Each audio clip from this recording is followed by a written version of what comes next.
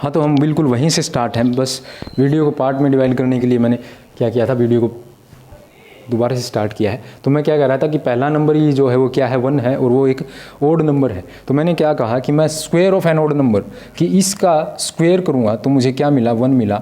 इसे 2 consecutive number के सम में रिप्रेजेंट कर सकता हूँ। क्या कर सकता हूँ, 2 कंसेक्यूटिव नंबर का सम लिख सकता हूँ। तो देखिए, पहला नंबर अगर मैं 0 मानूँ, दूसरा नंबर मैं अगर 1 मानूँ, और इन दोनों को अगर मैं जोड़ता हूँ 0 + 1, ये क्या आया, 1। तो देखिए, ये मैंने 1 को ऐसे रिप्रेजेंट कर दिया। 2 कंसेक्यूटिव नंबर हैं भैया, 0 और 1, ठीक है। अगला नंबर मैं लेता हूँ 2, नहीं ओड नंबर हमें लेना है। क्या लेना है हमें, ओड नंबर। तो 2 नहीं ले सकता मैं, तो मैं क्या लूँगा, 3।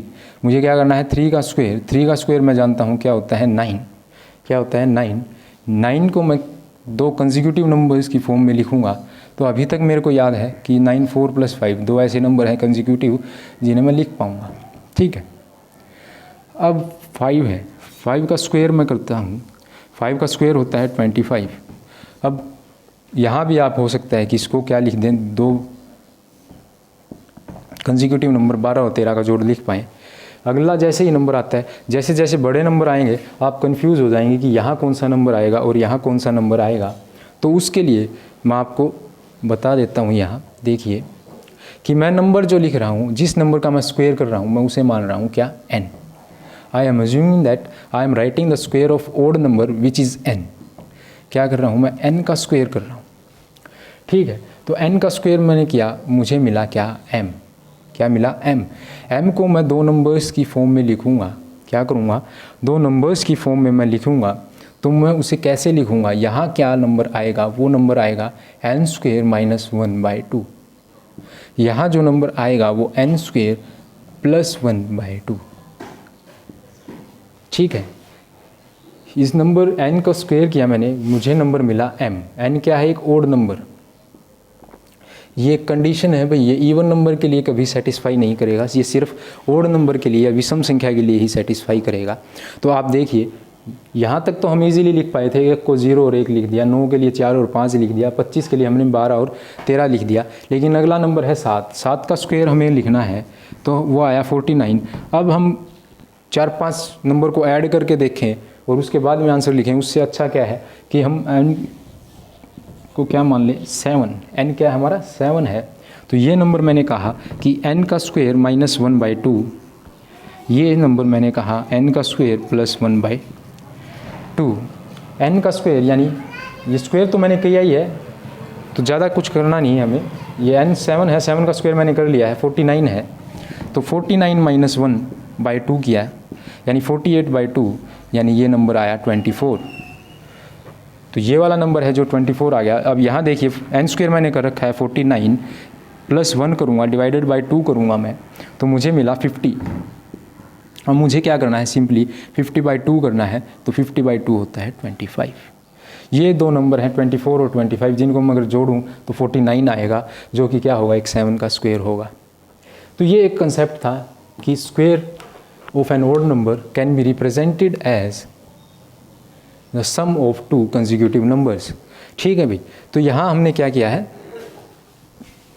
स्क्वायर किसी ओड नंबर के, उसे 2 कंसेक्यूटिव नंबर के फॉर्म में रिप्रेजेंट किया है।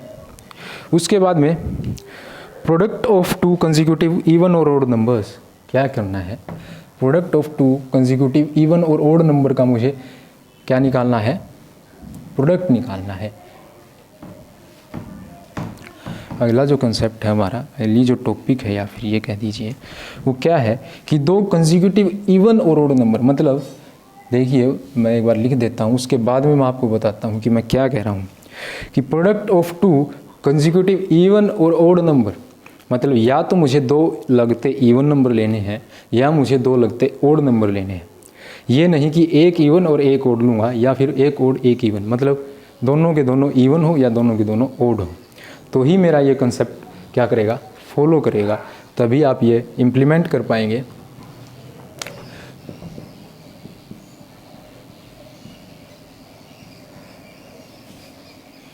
Product of 2 consecutive even or odd numbers ठीक है। Product of to consecutive even और ओड नंबर, हम ये कंसेप्ट यहाँ कर रहे हैं। देखिए अब कोई भी इवन और ओड नंबर मान लीजिए, सीधा सी बात है, दो इवन नंबर मानता हूँ या मैं दो ओड नंबर मानता हूँ। मान लीजिए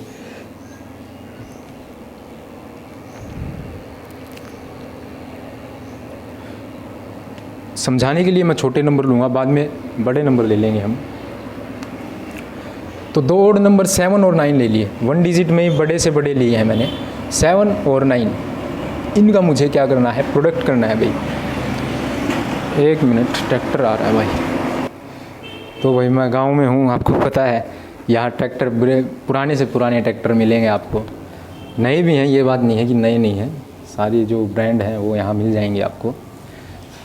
लेकिन पुराने का अपना ही मज़ा था, उनको अभी तक मतलब जंग नहीं लगा, और नए ट्रैक्टर को अभी कुछ दिनों में ही जंग लग जाता है। तो पुरानी चीज़ों में अपने आप पुराना दम है भाई, ठीक है। तो मैंने क्या कहा कि प्रोडक्ट ऑफ टू इवन और ओड नंबर हम करेंगे। तो मैंने 7 और ओड, दो कंसेक्यूटिव इवन ओड नंबर लेंगे। मैंने क्या कहा था, दो लगते इवन या दो लगते ओड नंबर, ठीक है। तो दो लगते ओड नंबर मैंने लिए हैं, जो कि क्या है, 7 और 9 है। Two consecutive odd numbers that I have taken are 7 and 9। तो मैं 7 को क्या लिख सकता हूँ भाई, 7 को मैं लिख सकता हूँ 8 - 1। ऐसे ही मैं 9 को क्या लिख सकता हूँ भाई, 9 को लिख सकता हूँ मैं 8 + 1। अब आपने एक फॉर्मूला पढ़ा होगा, अगर नहीं पढ़ा है तो वो एक आइडेंटिटी है भाई, actually that is an identity. तो वो आइडेंटिटी क्या है कि दो नंबर है a - b और उसका प्रोडक्ट है a + b के साथ। क्या है, एक नंबर है a - b, एक है a + b, उसका प्रोडक्ट है आपस में, तो क्या रिजल्ट देता है, a² - b² देता है। अगर आप कहें कि मैं इसे बताऊं, तो देखिए हम क्या करते हैं, ये नंबर है, इसे उठाएंगे, पहले इसकी इस पूरे के साथ मल्टीप्लिकेशन होगी a + b, ये -b है, इसे उठाएंगे, फिर इसकी क्या होगी, पूरे a + b के साथ मल्टीप्लिकेशन।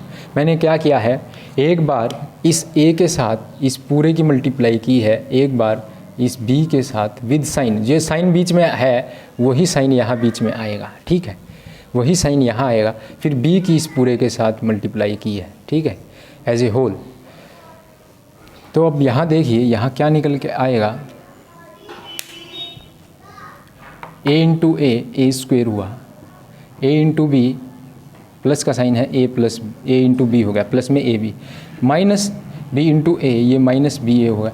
मैंने आपको बताया था कल कि ओड नंबर मतलब माइनस का साइन अगर ओड नंबर ऑफ टाइम्स आता है तो हमारा आंसर क्या आएगा, नेगेटिव आएगा। तो ये देखिए एक प्लस का नंबर है, माइनस का नंबर, यहाँ एक प्लस का नंबर, यहाँ प्लस का नंबर, तो प्लस ही आ गया। लेकिन यहाँ हमारी बात स्टार्ट होती है, ये एक माइनस का नंबर है, इसकी हम क्या कर रहे हैं, multiplication, sorry a + b, sorry सही है, यहाँ क्या है माइनस, यहाँ क्या है प्लस। तो ओड नंबर कितनी बार आया, ये एक मल्टीप्लिकेशन में 1 टाइम आया, 1 एक क्या है, ओड नंबर है, तो हमारा आंसर क्या आएगा, नेगेटिव, तो मैंने यहाँ माइनस लगा दिया।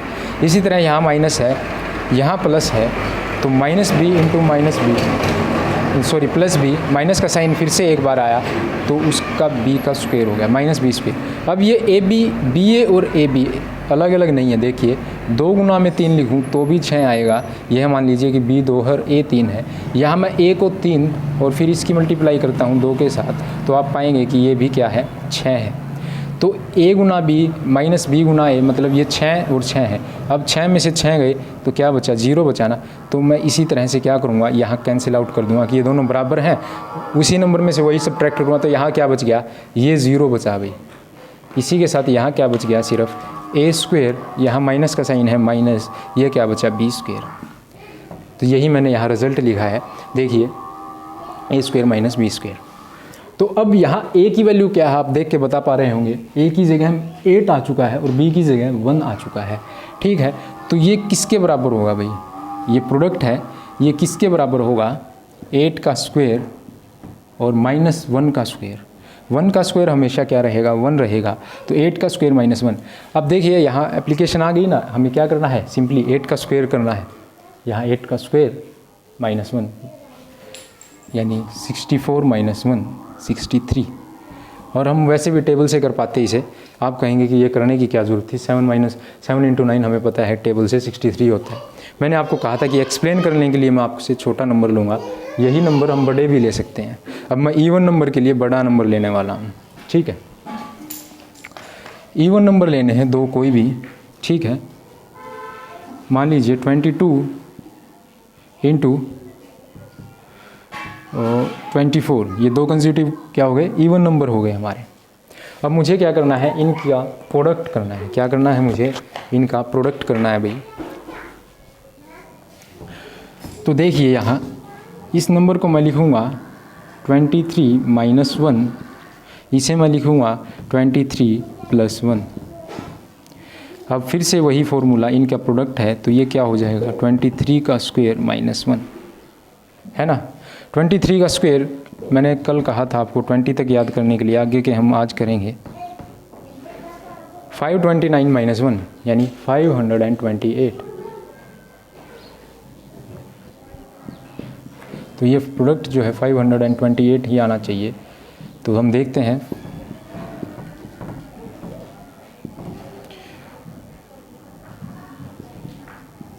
आप कहेंगे ये क्या किया है, तो देखिए मैंने सीधा ये स्टेप है जो ये लिखने वाला और ये सब काट दिए हैं। थोड़ा सा फ्रिक्वेंटली काम को करने के लिए आप भी ये चीज़ें मैं आपको बता दूंगा, ये यूज़ कर सकते हैं। क्या था 22 × 24 था, मुझे पता है 24 2 × 48 होता है। तो मैंने सीधा क्या किया, माइंड में कैलकुलेशन की 2 × 24 48, फिर ये क्रॉस का साइन लगाते हैं, इसलिए मैंने यहाँ क्रॉस का साइन लगाए बिना आगे शिफ्ट कर दिया था। तो मैंने यहाँ क्या किया था, एक स्पेस छोड़ के अगला 48 भी यहीं लिख दिया, फिर मैंने इसको जोड़ दिया, सॉरी 12, 1 कैरी और 5, ठीक है। तो ये क्या है, थोड़ा सा टाइम बचाने के लिए, कैलकुलेशन फास्ट करने के लिए, ठीक है। तो 528 ये हमारा आंसर आ गया है, ठीक है। तो आप ये मतलब स्क्वायर वाला जो कॉन्सेप्ट है ये यहाँ पे यूज़ हुआ है। मेन बात क्या है, ये स्क्वायर वाला कॉन्सेप्ट यहाँ पे यूज़ हुआ है। अब जो अगला कॉन्सेप्ट हम देखेंगे, 1 मिनट में देख लेता हूँ हमारा टॉपिक क्या है। Some interesting patterns in square number. Tractor आ रहा है। हाँ, तो हम क्या करेंगे अब, सम इंटरेस्टिंग और मोर पैटर्न्स स्क्वायर नंबर्स में। क्या इंटरेस्टिंग पैटर्न है आप देखिए। तो देखिए आप, हम पहुंच गए हैं एनसीईआरटी में हमारे कॉन्सेप्ट्स के लास्ट पे। इसके बाद हमारी एक्सरसाइज जो है वो स्टार्ट हो जाएगी। तो इसके बाद मैं आपको क्या करवाऊंगा, एक्सरसाइज के क्वेश्चंस करवाऊंगा। वो शायद हो सकता है कि लाइव वीडियो में होंगे, ठीक है। तो आज अभी यहाँ लास्ट वीडियो रहेगी, मतलब कंसेप्ट वाइज ये। इसके बाद में उसी एक्सरसाइज के क्वेश्चन करवाए जाएंगे आपको। कौन सी एक्सरसाइज होगी, वो 6.1 होगी, क्योंकि चैप्टर जो है एनसीईआरटी में 6th है। इसके साथ ही हम अगला जो चैप्टर लेंगे वो क्यूब्स का लेंगे भाई। 7th चैप्टर जो है हमारा वो क्यूब का ही लेंगे। उसके बाद में क्या करेंगे, हम फर्स्ट चैप्टर से ही स्टार्ट कर देंगे, ठीक है। तो सम इंटरेस्टिंग पैटर्न्स जो हमें करने हैं, तो आप देखिए 1 का स्क्वायर है, वो क्या दिया हुआ है भाई, 1।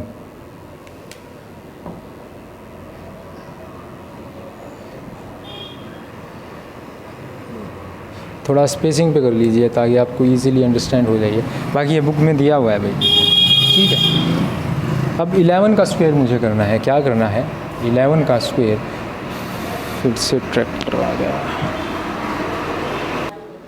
तो मुझे बार बार में आना पड़ता है भाई। अब मैंने क्या किया है, हमने जो गेट है उसी को बंद कर लिया, क्योंकि मैं फ़ैन नहीं चलाता, इसलिए मैं थोड़ा सा गेट को ओपन रखता हूँ। फिर गली में आने जाने वाले व्हीकल्स की आवाज़ यहाँ पे आती रहती है। तो अब कोई नहीं, ये थोड़ा सा बचा है, इसके बाद में वीडियो नहीं है, पसीने भी आएंगे तो कोई बात नहीं। तो ये 11 का स्क्वायर हमने करना है। 11 का स्क्वायर कल मैंने लिखवा दिया था, अगर आपको याद हो तो वो क्या होगा, 121। तो आप देखिए हमें एक पैटर्न मिल गया है, क्या कि कितने यहाँ पे क्या है, 1 है। 1 की काउंटिंग करनी है हमें कि यहाँ 1 कितना है, 1 तक गए हम। यहाँ 1 कितने हैं, 2। तो 1 से 2 पे गए, फिर बाद में रिवर्स आएंगे हम। क्या करेंगे, रिवर्स आएंगे। वैसे ही 111 का स्क्वायर अगर वो मुझसे पूछेगा तो मैं क्या कहूँगा कि कितने 1 है, काउंट कीजिए 1 2 और 3। There are 3 1s in the number, ठीक है। तो मैं क्या करूँगा, 1 2 3 पे गया, उसके बाद में रिवर्स, 3 के बाद में 2 और फिर 1, ठीक है। उसी के साथ अगर मैं 4 1 लिख करके उसका स्क्वायर पूछता हूँ, यानी 1111 का स्क्वायर मैं आपसे पूछता हूँ, तो हम कितने इक्के हैं भाई, इसमें कितने 1 है 4, तो क्या करेंगे 1 2 3 4, फिर 3 फिर 2 फिर 1, ठीक है। इसके बाद सीधा मैं एक बड़ा क्वेश्चन लिख देता हूँ कि 1 1 1 1 1 1 1 1 का स्क्वायर यानी कितने हैं, और भी लगा दीजिए आप 6, 1 2 3 4 5 6 7 8 9 10, क्या हो गए भाई 10 1s हो गए। क्या हो जाएगा ये 1 2 3 4 5 6 7 8 9 10 9 8 7 6 5 4 3 2 1, ये नंबर मिलेगा, ठीक है। तो ये एक इंटरेस्टिंग पैटर्न है, आपने देखा है कि काफ़ी इंटरेस्टिंग है कि जितने इक्के हैं वहाँ तक आप पहले काउंटिंग लिखिए, उसके बाद में उसी नंबर से मिड मतलब जो मैक्सिमम नंबर हमें ऑब्टेन हुआ है, मतलब 3 1s थे तो 3 के बाद में रिवर्स काउंटिंग लिखनी शुरू कीजिए। पहले आप फॉरवर्ड में जाइए काउंटिंग में, फिर बाद में आप रिवर्स कर दीजिए काउंटिंग को। तो इस तरह से ये क्या था, एक अच्छा पैटर्न था जो कि हमने कर लिया है। अब इसके बाद देखिए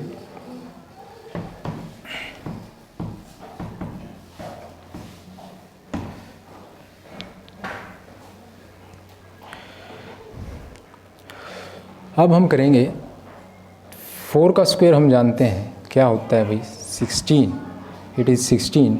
अब कोई मुझे कहे 34 का स्क्वायर मुझे बताओ, तो ये देखिए 6 तो है, ठीक है 6 तो रहेगा ही रहेगा।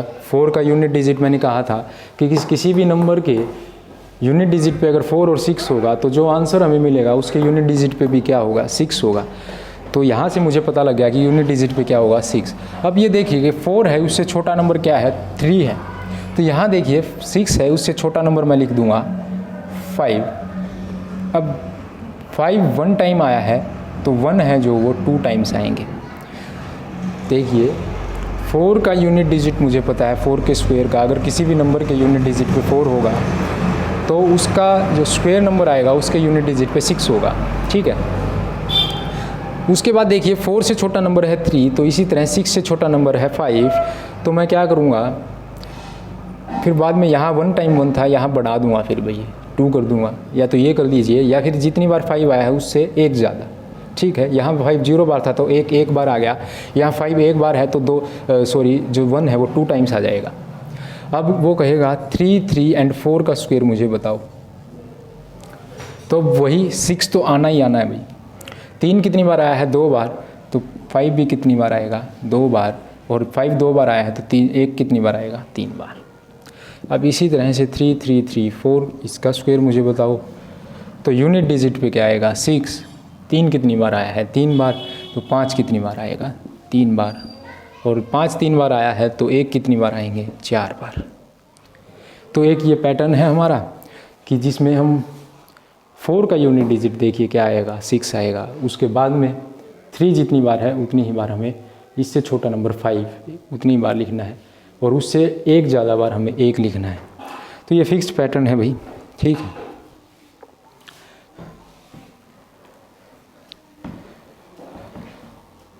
इसके बाद जो पैटर्न है वो शायद